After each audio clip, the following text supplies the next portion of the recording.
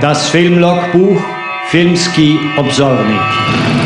Das monatliche Radiomagazin zum Thema Film und Kino von Klaus Pertl und Chris Haderer auf Radio Agora 105,5. Das Filmlogbuch im Gespräch. Wiener Neudorf, ein Ort mit nicht ganz 9.500 Einwohnern im Süden von Wien und östlich von Mödling. Mehr oder weniger bekannt ist der Ort im Wiener Speckgürtel, vor allem für seine Geschichte. Bis Anfang der 1980er Jahre hatte der Eumig-Konzern hier seinen Hauptsitz. Gefühlt musste fast jeder heimische Haushalt bis in die 80er Jahre hinein mit einem Eumig-Produkt in Kontakt gekommen sein. Eumig war aber auch ein Unternehmen, das für seine sozialen Arbeitsbedingungen bekannt war, wie beispielsweise die Einführung der 40-Stunden-Woche im Jahr 1956, lange bevor sie im Rest der Alpenrepublik Usus wurde. Aber das sind vergangene Zeiten, die nur noch im Eumig-Museum in Wiener Neudorf am Leben gehalten werden. In 2 großen Schauräumen und mit regelmäßigen Themenausstellungen, wie Uschi Seemann erzählt. Ihr Großvater Karl Vockenhuber Senior war einer der Firmengründer. Uschi Seemanns Vater Karl Vockenhuber Junior war bis zum Konkurs des Unternehmens neben Raimund Häuser einer der Geschäftsführer. Ich bin die Tochter vom Herrn Ingenieur Vockenhuber. Mein Großvater hat die Firma Eumig mitbegründet und gemeinsam mit einem Freund. Und im Museum sind in einer Dauerausstellung ausgestellt die Eumig-Produkte, die von 1919 bis 1981 erzeugt wurden. Das ist eine Dauerausstellung, die ist auch gespiegelt in einer Zeitleiste, und zwar ist die Eumig-Geschichte gespiegelt mit der österreichischen und der internationalen Geschichte. Derzeit läuft eine Sonderausstellung, und zwar die Eumig Filmkameras. 1932 wurde von Eumig die erste Filmkamera erzeugt und auch bis 1981, das waren dann schon Mikroprozessorkameras.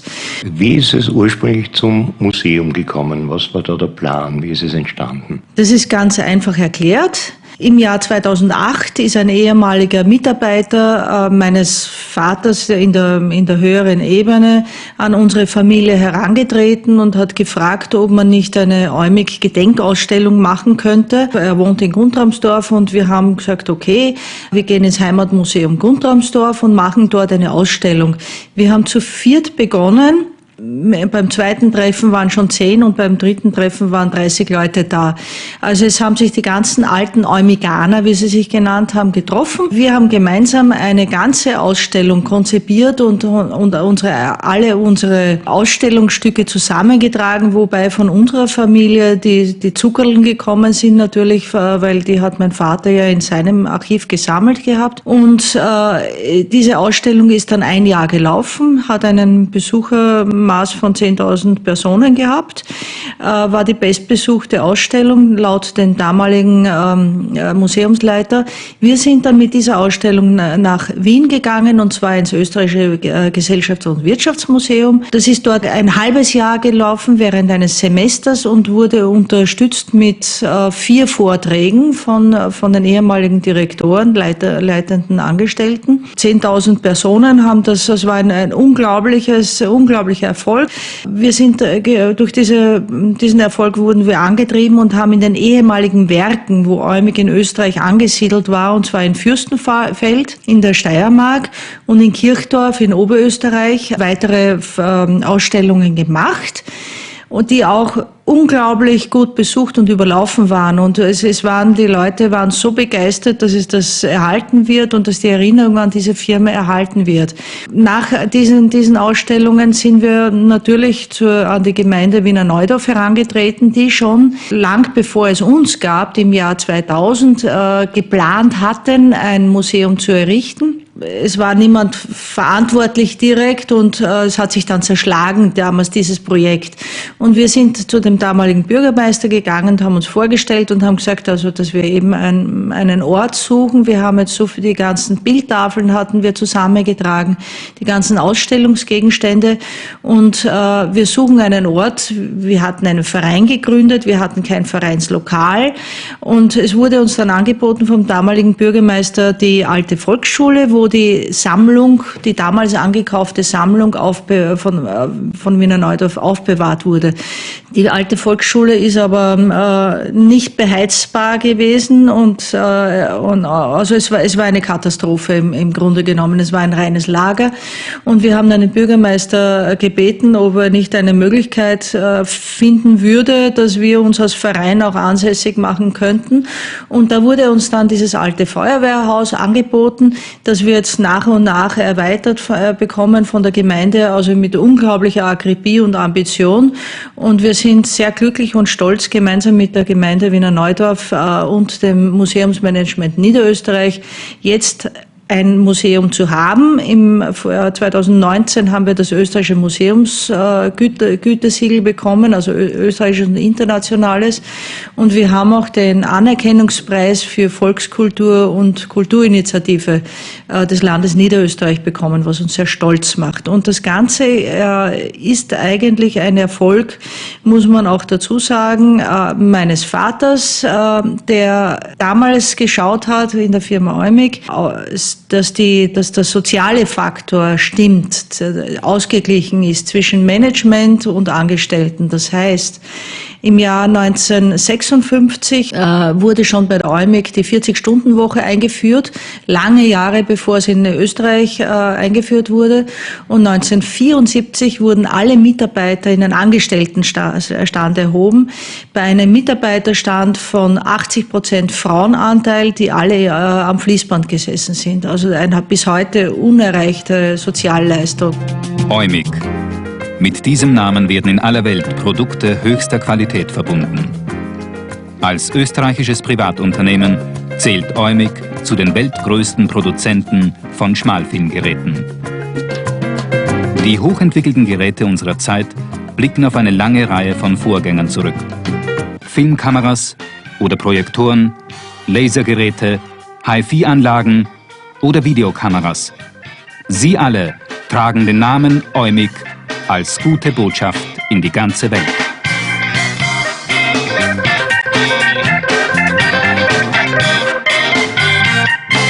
Bleiben wir vielleicht gleich beim Sozialen. Was war da der Auslöser, dass sich Eumig so von anderen Unternehmen unterschieden hat? Den Auslöser kann ich eigentlich nicht sagen. Es war eine Zeit, die Nachkriegszeit. Das heißt, es war eigentlich ein so gutes Klima in der Eumig. Ich arbeite jetzt auch die Kriegszeit auf im Archiv und habe festgestellt, dass die Mitarbeiter gebrannt haben darauf.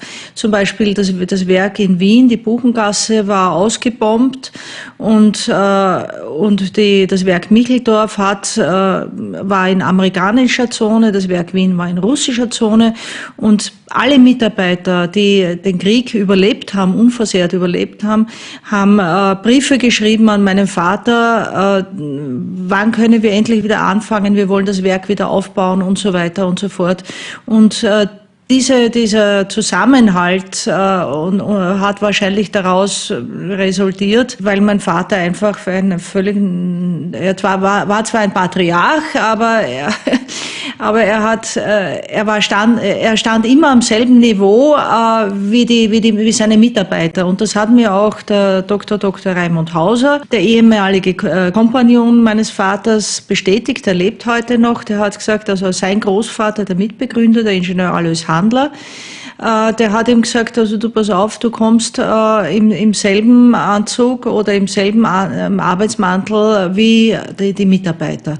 Also es ist immer so, vom Kopf muss das ausgehen, und das kommt dann auch wieder zurück. Und je mehr zurückkommt, umso mehr wird von oben wieder dafür gearbeitet, dass dieses Verhältnis ausgeglichen ist natürlich. Man könnte sagen, Eumig hat Österreich zum Filmen gebracht. Was hat den Erfolg von Eumig ausgemacht? Wieso gerade Eumig, wo ja eigentlich in Wahrheit ganz andere Player mittlerweile am Markt sind? Ja, die anderen Player sind am Markt und die damaligen Mitplayer in der damaligen Zeit sind auch fast alle vom Markt verschwunden. Und Eumig kann ich nur sagen, eigentlich wenn man jetzt rückschaut, erstens dieses Sozialgefüge.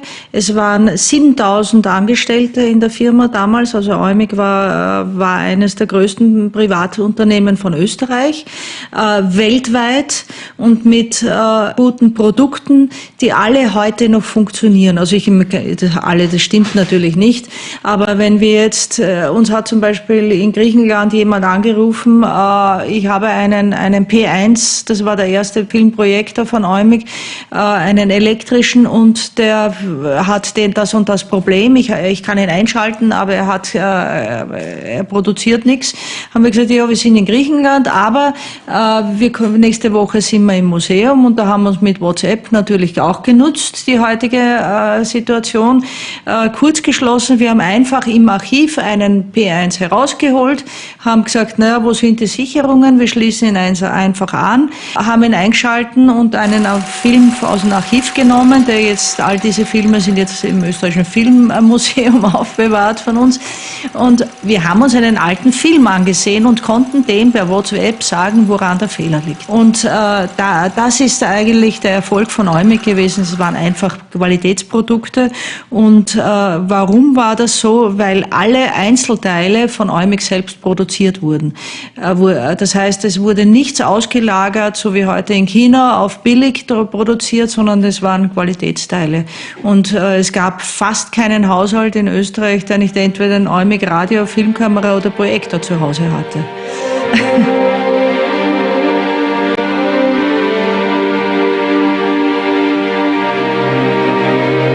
Ab 1924 stellte Eumig erste Rundfunkgeräte her, wie das Eumig Baby. 1928 kam das Filmsegment mit dem 16mm Projektor Eumig P1 dazu. Es folgten verschiedene Kameramodelle und 1937 mit der Eumig C4 die erste Amateurfilmkamera der Welt mit elektrischem Antrieb.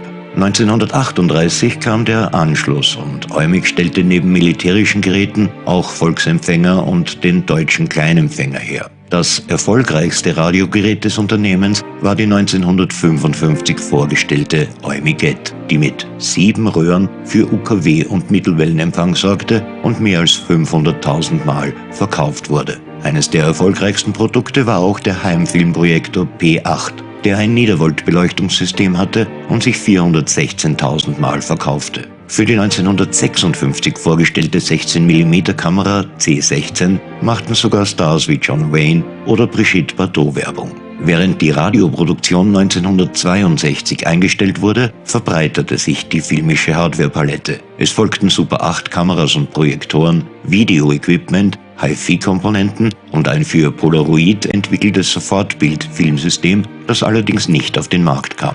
Das gescheiterte Geschäft mit Polaroid, Zwistigkeiten in der Konzernleitung, die Verweigerung bereits zugesagter ERP-Kredite und der österreichischen Länderbank als wenig kompetenten Finanzierungspartner führten gegen Ende der 70er Jahre zu einem stetigen Stellenabbau und letztlich zum Konkurs des Unternehmens mit knapp 2 Milliarden Schilling Überschuldung, sagt Uschi Seemann. Das eine war, es war damals der Umstieg auf Video. Eumig hat den Umstieg mitgemacht. Es gibt sehr, sehr viele Videokameras von Eumig. Wir haben sogar jetzt in dieser Kameraausstellung ein Videosystem laufen. Aber es war noch lange nicht, auch nach dem Untergang der Firma, noch nicht entschieden, welches Videoformat dann letzten Endes sich am Markt durchsetzen wird. Also durchgesetzt hat sich laut Aussagen von unseren Technikern das Schlechteste. Also es war lange nicht entschieden.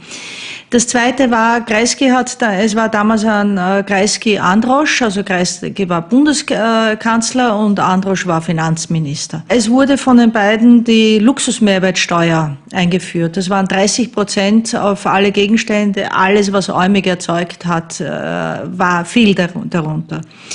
Dann war die Ölkrise, es hat eine Teuerungswelle ausgelöst. Es gab noch kein Controlling in der Firma. Das heißt, es war genau an dieser Schwelle. Eumig hatte schon zwar die erste Zuse, das ist der erste Computer, der entwickelt wurde. Das hatte Eumig schon. Ich kann mich erinnern, als kleines Kind.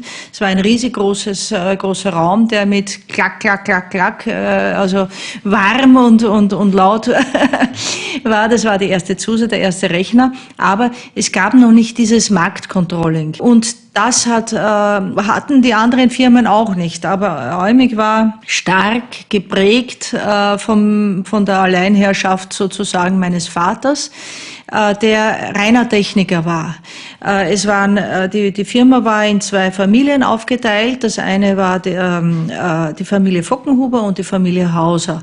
Und Hauser beziehungsweise der Vorgänger war Handler. Und die Familie Vockenhuber, also mein Vater wollte die Technik und sie haben Innovationen gemacht, sie haben Hologramme gemacht, sie haben das erste Lasergerät entwickelt. Also tolle, ganz, ganz tolle Sachen. Die Unterwasserfilmkamera, Mikroprozessor, Projektoren und Filmkameras. All das wurde schon erzeugt. Und war auf Schiene. Aber mein Vater hat die alte Firmenstruktur beibehalten. Das heißt, es gab nur einen Finanzdirektor, auf den nicht geachtet wurde und so weiter und so fort. Der Dr. Hauser war nicht an der Firma interessiert. Er wollte eigentlich Priester werden und ist dann eigentlich durch den Tod von seiner Mutter ist er in das Unternehmen hineingekommen, war durch einen fürchterlichen schweren Verkehrsunfall ein Jahr komplett von der Bildschirmfläche verschwunden. Und mein Vater hat quasi die Firma geleitet. Und meine Brüder, der eine ist Physiker, der andere hat Welthandel studiert, waren beide schon in der Firma, haben meinen Vater gewarnt. Und da war auch das typische Vater-Sohn-Verhältnis, der Generationenkonflikt. Mein Vater hat meinen Brüdern nicht geglaubt, dass die Firma eigentlich jetzt nicht mehr so gut dasteht. Kreisky hat anlässlich einer Photokina im Jahr 1979 hat Kreisky meinen Vater angerufen, ob er sich vorstellen könnte, im Werk in Vonsdorf etwas zu machen, zu investieren. Und zwar, weil das Bergwerk in Vonsdorf ist nicht mehr rentabel und mein Vater hat sich immer geträumt davon, völlig autark zu werden, auch puncto Werkzeugbau und Leiterplattenfertigung. Und letzten Endes hat er hat zugesagt. Und der Finanzdirektor von der Eumig hat dagegen gestimmt, dagegen eine Kontrolle, weil mein Vater hat den Kreisky zugestimmt, ja, er kommt und macht eine Firmenprüfung. Da wäre das Ganze vielleicht schon viel früher aufgeflogen, aber der Finanzdirektor hat Nein gesagt und hat sich eher von der damaligen Länderbank, das ist der Vorgänger von der BACA, hat er sich neue Kredite geholt. Kreisky hat zugesagt, meinem Vater 300 Millionen Schilling aus den ehemaligen ERB-Krediten, das sind die Kredite aus dem Marshallplan, und Androsch hat aber von vornherein als Finanzminister damals gesagt, das kriegt die Eumig nicht. Aus welchen Gründen weiß er auch immer, das wissen wir nicht.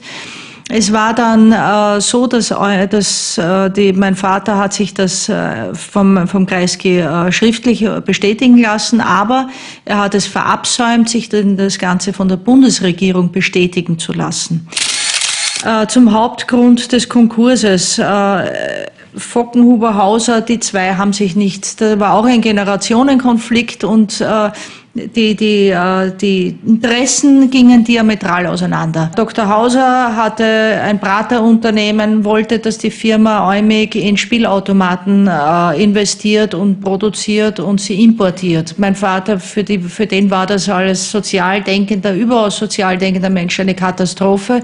Also es ging nicht zusammen. Und in dieser Situation ist der Dr. Hauser gemeinsam mit meinem Vater und dem Anwalt vom Dr. Hauser zum Dr. Erndl geladen worden oder sind vorsprechen gegangen, um einen neuerlichen Kredit für die Eumig zu erfragen oder zu erbitten. Und bei dieser Besprechung hat der Dr. Hauser seinen Anteil an der Firma, also die 50% der Länderbank, um 1 Schilling angeboten. Und das war der Todesstoß für meinen Vater natürlich. Der war dann, binnen einer Woche war er weg, weil sein Rechtsanwalt hat gesagt, also das geht gar nicht. Am nächsten Tag waren schon 3 oder 4 von der Länderbank in der Eumig, und die haben natürlich keinen Durchblick gehabt. Das geht ja auch gar nicht. Die wurden eingesetzt in die Eumig, und mein Vater ist eigentlich enteignet worden. Er ist einfach übernommen worden, und er hat sogar sein Firmenauto herausgekauft aus der Firma und hat auch das, was er als Pension eingezahlt hat in die Firma, das wurde alles beschlagnahmt von der Länderbank. Also es gab gar nichts.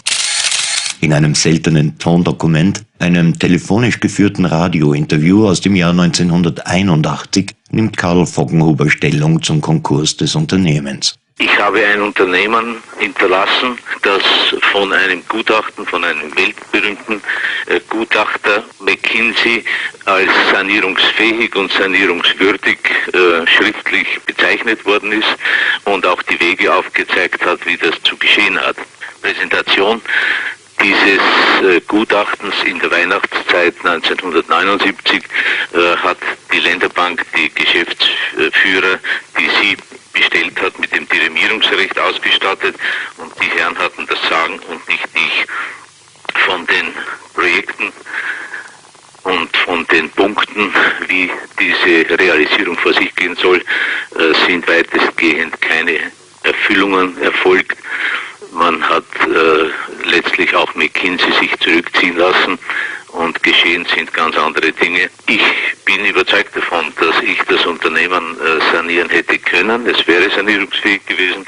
Es waren neue Produkte da mit großen Kundenvorteilen, das heißt also mit Vorteilen, die kundenwirksam sind, die patentlich abgesichert waren, sodass auch die asiatische Konkurrenz zumindest lange Zeit gebraucht hätte, um diese Produktvorteile aufzuholen. Und in dieser Zeit hätte auch die Preispolitik eine entsprechende sein können. Diese Produkte sind alle abserviert worden seitens der Länderbank-Geschäftsführer. Und man darf sich dann nicht wundern, wenn in den 2 Jahren, wo diese Länderbank-Geschäftsführer allein gearbeitet haben, dadurch, dass keinerlei neue Produkte am Markt gekommen sind, natürlich ein Wettlauf mit den Japanern, mit den Asiaten stattgefunden hat, der einfach nicht zu gewinnen war. Denn die Lohnkosten in Asien sind bekanntermaßen bedeutlich tiefer. Und wenn keine Produktvorteile da sind, die das Produkt attraktiv am Markt machen, dann muss derartiges passieren. Aber dafür zeichne ich nicht verantwortlich. Das sind keine Spätfolgen, das sind einfach nur Folgen der Geschäftsführung durch die Länderbank. Es ist klar, es sind 2 Werke da, die sehr hohe Technologie zu bieten haben. Das ist das Druckuswerk in Kirchdorf und das ist Fronsdorf. Und es ist ja ganz signifikant, dass man diese Zuckerln nunmehr den Verstaatlichen geben will. Die Ironie der Geschichte ist eigentlich, dass ein Direktor war ein guter Freund von Androsch. Es ging mit der Eumig dann immer mehr bergab. Also das ist nachzulesen auf unserer Website. Da hat der Ingenieur Bittmann Tagebuch geführt. Also da gab's Schwimmübungen noch und nöcher, wie kann man die Eumig retten. Jeden Tag haben sich die Ereignisse überschlagen. Und anlässlich dieser Geschichte hat ich glaube, das war auch vom Kreisky die Veranlassung, also wir sperren jetzt zu. Ich will keine Negativschlagzeilen mehr haben, und das Thema muss raus aus der Politik und aus und fertig. Und das war eigentlich der Punkt. Und die Länderbank war ja auch vor dem Konkurs, die ist ja eigentlich war tödlich verunglückt sozusagen. In dieser Situation hat man dieses Prestigeprojekt von Kreisky, Fronsdorf, aus der Konkursmasse herausgenommen und in die ÖIAG eingebettet. Der Freund von Dr. Androsch, der Herr Ingenieur Zeudel, ist in das Werk Fronsdorf versetzt worden, von der Eumig weg in das Werk Fronsdorf, und ist dort Werksleiter geworden. Und später haben die beiden dann das Ganze aus der ÖIAG herausgekauft, und das ist dann AT&S geworden.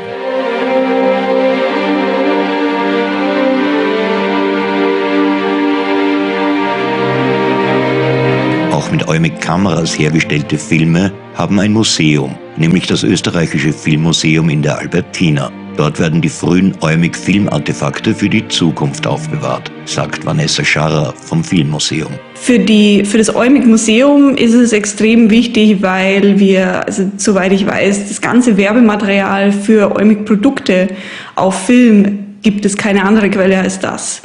Also wir hätten keine Ahnung davon, wie die Strategie und der Aufwand aussah für Eumig-Produkte. Und das ist extrem interessant, weil die Firma so groß war in Österreich, weil da ein sehr großer Aufwand betrieben wurde, das schön in Szene zu setzen, das aufwendig zu gestalten.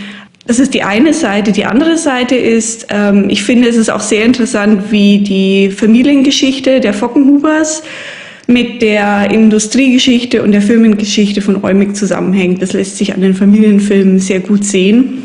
Ich glaube, deswegen ist es extrem wichtig. Es gibt keine andere Quelle, die das so gut zeigen würde.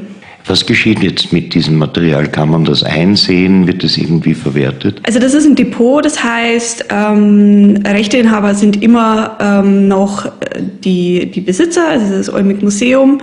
Aber dadurch, dass wir darauf aufpassen und wir es einlagern, gibt es natürlich einen größeren Zugang und einen besseren Zugang. Also es kann vorgeführt werden, es kann eingesehen werden. Ja.